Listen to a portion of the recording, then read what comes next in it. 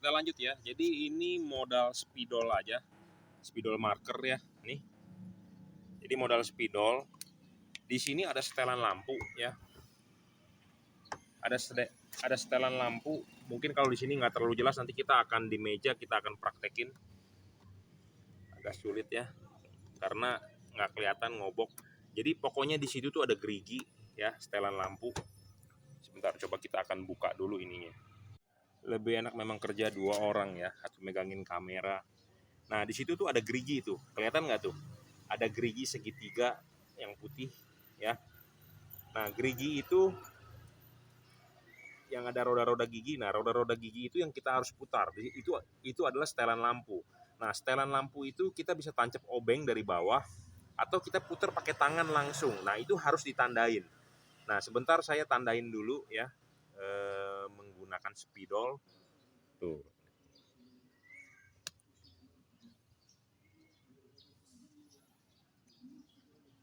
Nah ini pakai spidol ya, kita tandain dulu gerigi itu. Jadi kita tahu patokannya itu berapa. Jadi kita bisa men-setting ini, tahu patokan tinggi rendahnya, atau dengan nanti langsung kita praktek ke depan tembok hasil outputnya ya.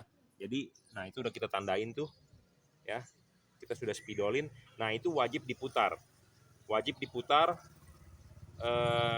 kenapa kita perlu tandain? Jadi saya tahu naiknya berapa putaran. Nah standarnya mobil-mobil di Indonesia atau menurut pengalaman saya adalah 4 kali putaran ya, 4 kali putaran supaya dia sinarnya lebih naik. Kenapa kita harus naikin? Karena fog lamp asli bawaan pabrik itu jarak sorotnya cuma 1-2 meter ke depan tembok ya, ke jalan maksudnya, bukan ke depan tembok ya.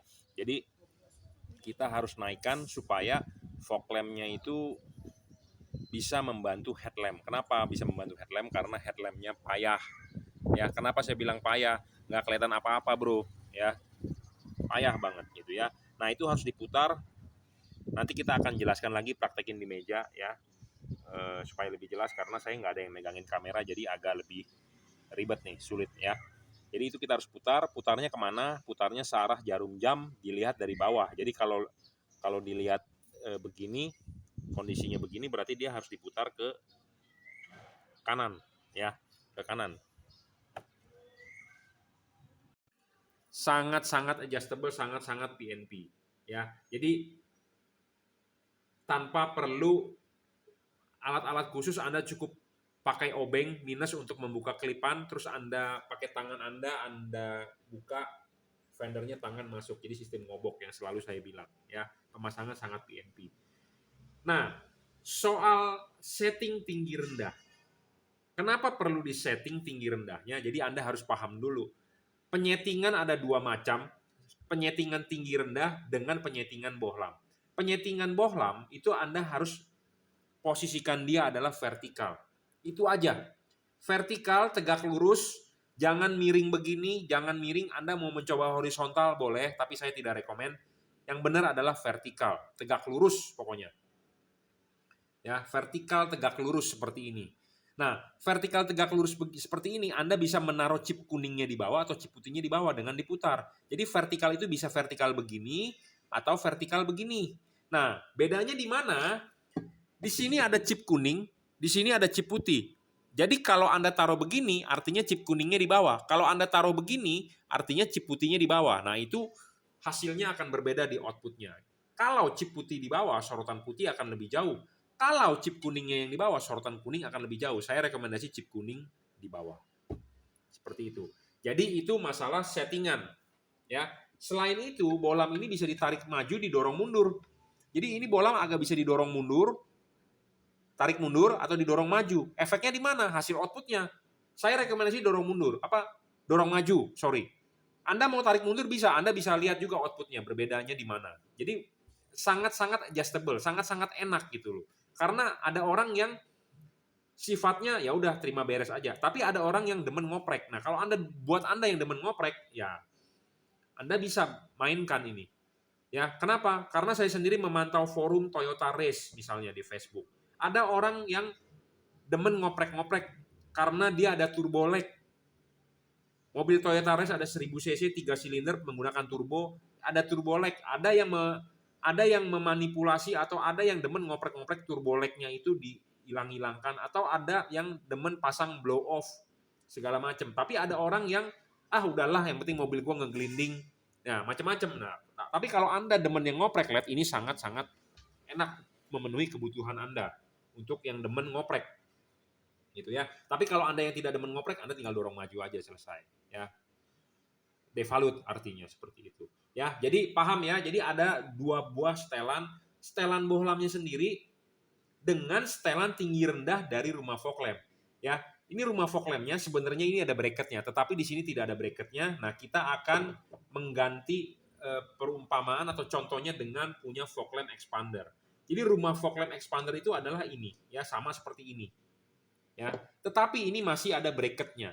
Nah, ini bracket ini adalah yang dibautkan ke bumper mobil Anda. Jadi inilah yang megang.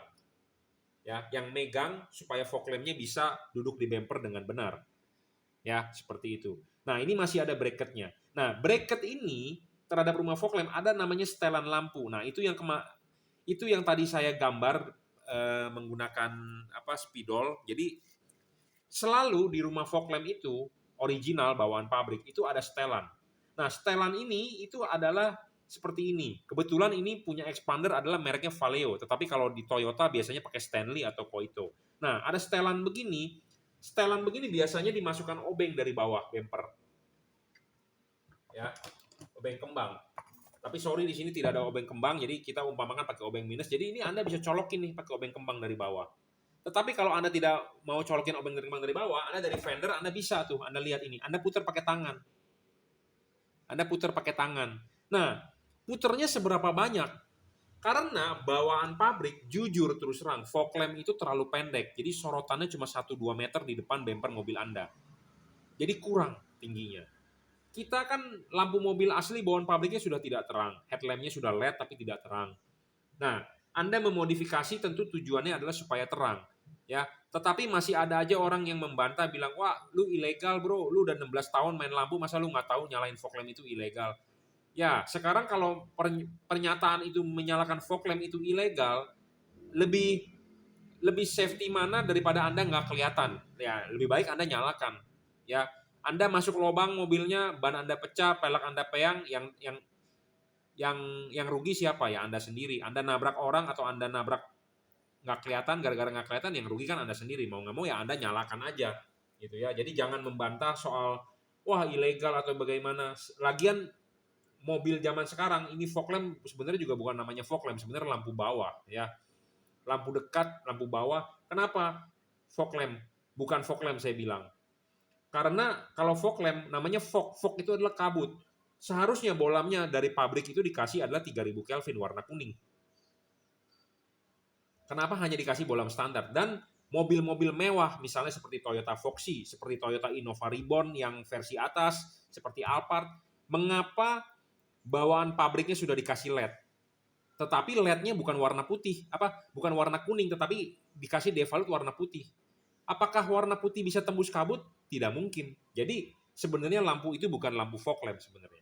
Ya, bukan lampu kabut, tetapi lampu yang membantu penerangan Anda. Tetapi memang banyak istilahnya ya lampu itu disebutnya fog lamp, tapi sebenarnya kalau menurut saya bukan, ya. Seperti itu. Anda boleh berdebat, silakan, tapi intinya adalah ini ditujukan untuk Anda yang merasa nggak terang. Anda sudah beli mobil mahal tapi lampu nggak terang, Anda modifikasilah, bawa ke saya, ke juragan lampu. Sama seperti Anda baru beli mobil, audionya suaranya kayak kaleng kerupuk, ya Anda bawa ke tukang audio lah, Anda upgrade, ya, pasang 3-way, pasang 2-way, pasang DSP, pasang prosesor, segala macam. Nah, kalau Anda mempunyai solusi permasalahan lampu, ya Anda bawa ke juragan lampu. Anda konsultasikan ke saya kasih solusi. Ya, seperti itu. Jadi tidak usah membantah. Nah, seperti saya merasa di bawah RPM 2000 mesinnya lemot. Tapi kalau udah 2000 ke atas, sudah boost, mobil kencang. Nah, saya mau mengakali di bawah 2000 bagaimana supaya kencang ya. Tentu saya datang ke bengkel performan. Contohnya kalau di Jakarta ya saya bawa ke si Rev Engineering atau bawa ke Sigma Speed, si Soleh, Pak Soleh atau kemana gitu kan, seperti itu. Nah, kalau Anda mempunyai masalah lampu ya Anda konsultasi ke saya gitu ya. Jadi permasalahannya adalah rumah fog lamp standar biasanya dibuat devalued dari pabrik terlalu rendah. Nah, Anda harus menaikkan setelannya. Jadi sudah mengganti bolamnya, Anda naikkan sedikit. Nah, cara menaikkannya bagaimana untuk Anda orang yang awam? Nah, saran saya ya, Anda spidolin. Anda spidolin ya, di sini nih. Kebetulan ininya warna hitam, kita pakai spidol silver atau putih. Tetapi kalau ininya Anda putih, Anda pakai spidol hitam. Nah, Anda spidolin, Anda putar 3 sampai 4 kali supaya lebih tinggi. Ya, saran saya seperti itu, 3 sampai 4 kali Anda putar supaya lebih tinggi. Supaya lebih tinggi, supaya outputnya 1:1, jadi bisa menggantikan headlamp Anda. Jadi Anda tidak perlu menyalakan headlamp, Anda pakai fog lamp aja sudah cukup.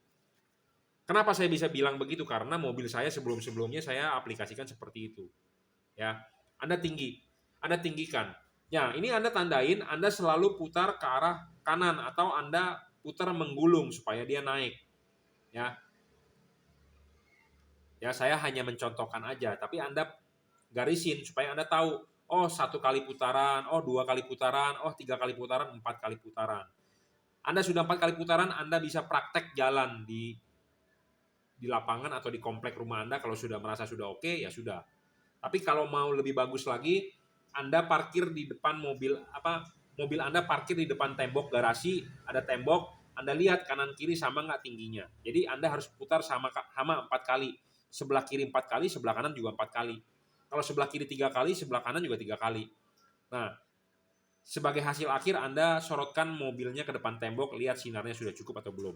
Ya, seperti itu. Itu saran dari saya.